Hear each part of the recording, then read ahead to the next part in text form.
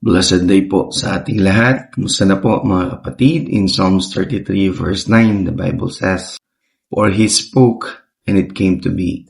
He commanded, and it stood firm." Yun po ang salita ng Panginoon.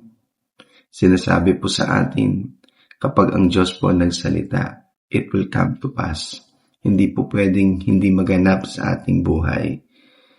Of course, when we're walking in line of His Word, binabakapan po tayo ng salita ng Panginoon. Though the Bible says sa ating pong buhay na tayo ay pinalaya na, pero kung ang nilalakaran po natin ay gawi pa rin ng isa pong nakakulong sa kasalanan, hindi mo mararanasan yung pakiramdam, yung karanasan na tunay kang malaya.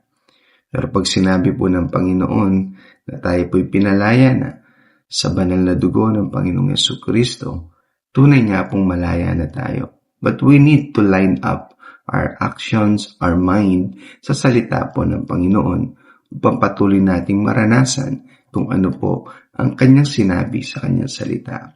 That's what the Bible meant pag sinabi po niya, "For He spoke and it came to be." Lahat po na sinabi ng Panginoon patungkol sa kanya pong propesiya, ito po ay nangyari na. Tayo po'y tumatanggap na lamang ng mga kapakinabangan base sa kanya pong tinapos na gawa. So today, I encourage you kapatid na patuloy mong panghawakan ng salita ng Panginoon. Magpalang araw.